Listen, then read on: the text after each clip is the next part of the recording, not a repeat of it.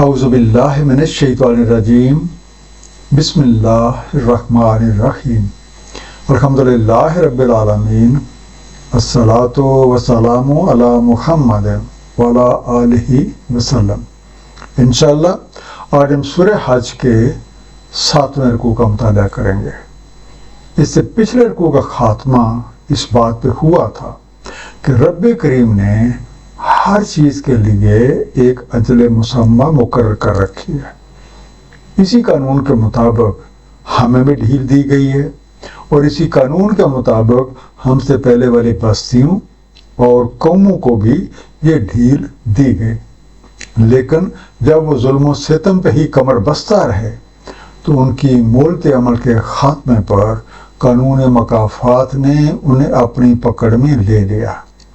جس طرح وہ مرنے کے بعد اپنے رب کریم کے پاس لوٹ گئے، بالکل اسی طرح ہمیں بھی ایک دن مرنے کے بعد اپنے رب کریم کے حضور پیش ہونا ہے اور ہم سب کو اپنے اپنے اعمال کا حساب دینا ہے۔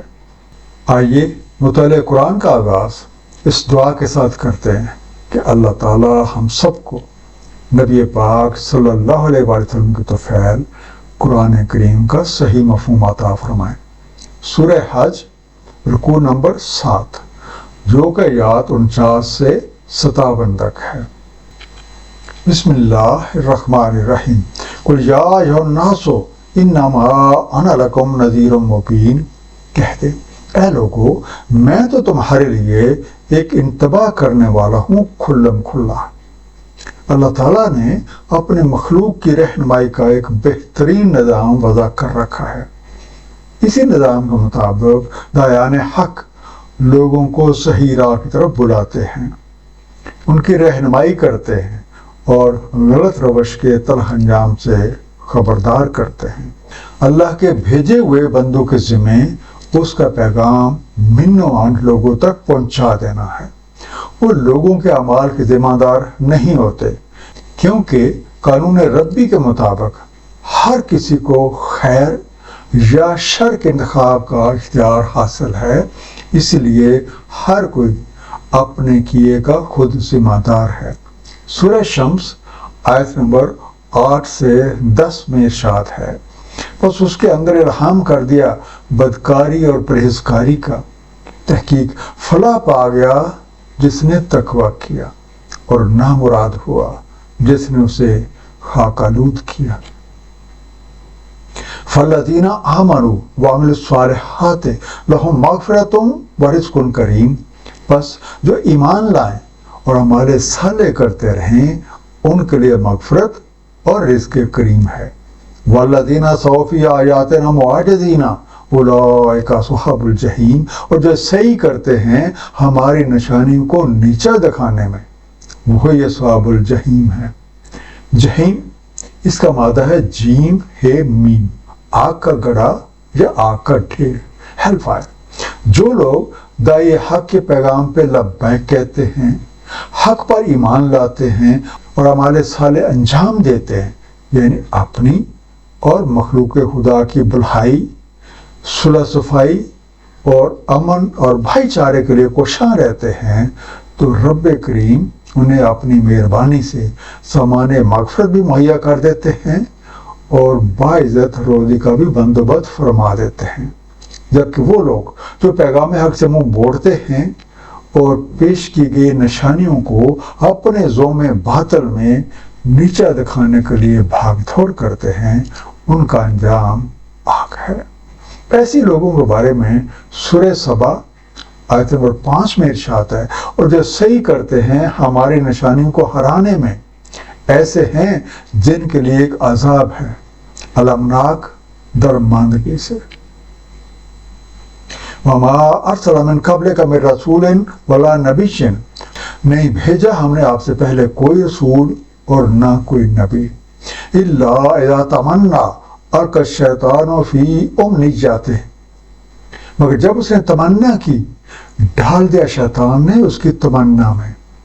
وَيَنْسَخُ اللَّهُ مَا يُلْقِي الشَّيْطَانُ ثُمَّ يُحْكِمُ اللَّهُ آیَتَهُ، بس مٹا دیتا ہے اللہ تعالیٰ. جو ڈالا شیطان نے پھر محکم فرما دیتا ہے اللہ تعالیٰ اپنی نشانیوں کو. واللہ علیم حکیم، اور اللہ تعالیٰ علم والا حکمت والا ہے.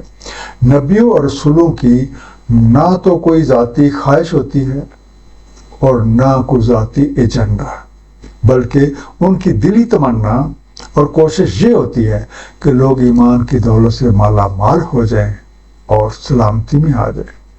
ان کی اس تمنا کا اظہار پیغام حق سے ہوتا ہے، جس کی خاطر وہ صبح شام کھلے چھپے ہر طرح کی کوششیں جاری ہوتے ہیں. اور جب ان کا پیغام لوگوں تک پہنچتا ہے تو شیطان کو فکر لاحق ہو جاتی ہے کہ لوگ اس کے چنگل سے نکل کر خیر کی راہ پہ چل دیں گے.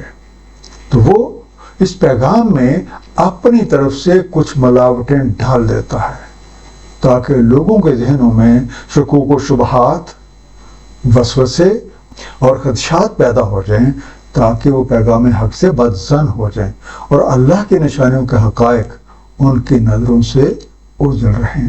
سورہ مجادلہ آیت نمبر 21 میں ارشاد ہے، لکھ رکھا ہے اللہ تعالیٰ نے کہ میں ضرور غالب رہوں گا اور میرے رسول. بے شک اللہ تعالیٰ قوی ہے، عزت والا ہے. اللہ تعالیٰ اپنے علم اور حکمت غالبہ سے شیطان کے ملاوٹوں کو مٹھا دیتا ہے اور اپنے نشانوں کو مضبوط اور محکم فرما دیتا ہے.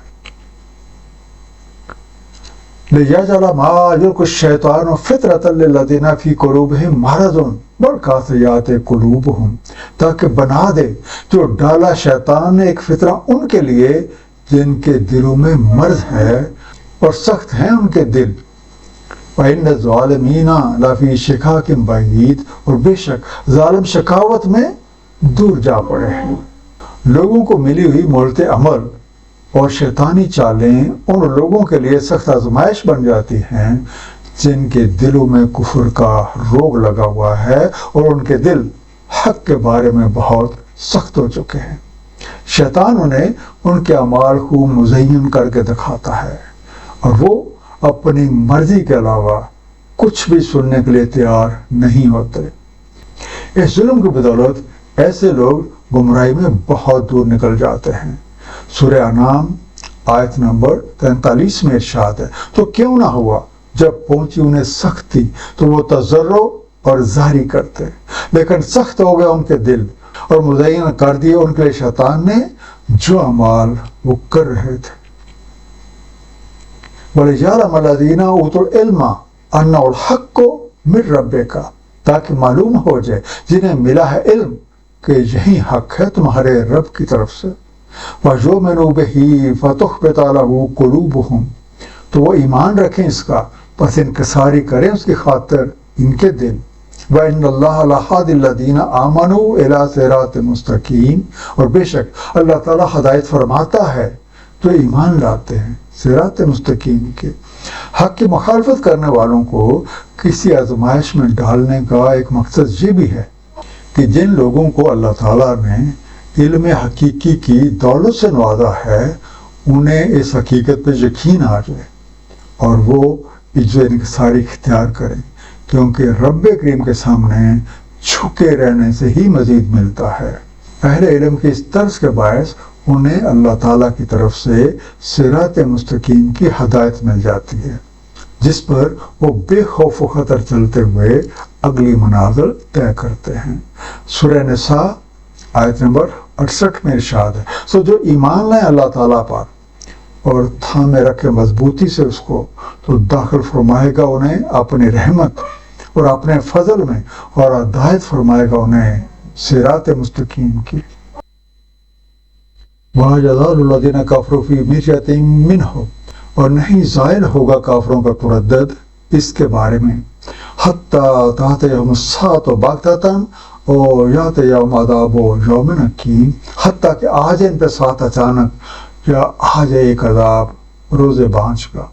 اکیم اس کا مادہ عین کاف میم ہے، خیر سے خالی، یا ہم یہ بھی کہہ سکتے ہیں پیداواری یا نشو و نما کی ساری سے خالی. بہرحال پیغام حق کے بارے میں کافروں کے ذہنوں میں پڑی الجھنیں اور شکوک و شبہات، جن کی بدولت یہ خواہ مخواہ کی بحثیں اور جھگڑے کرتے ہیں اس وقت ہی دور ہوں گی جب ان پہ موت وارد ہو جائے اور وہ اس تبدیلی قیام کے نتیجے میں حساب کتاب کے لیے اپنے رب کریم کے حضور پیش ہو جائیں، یا پھر ان پہ کوئی ایسا عذاب نازل ہو جائے جو ان کے سارے کسبل نکال دے۔ وہ ناگہانی ساتھ یعنی موت کی گھڑی اچانک آتی ہے۔ اس وقت کسی کو نہ تو کوئی مہلت ملتی ہے اور نہ اسے ٹالا جا سکتا ہے۔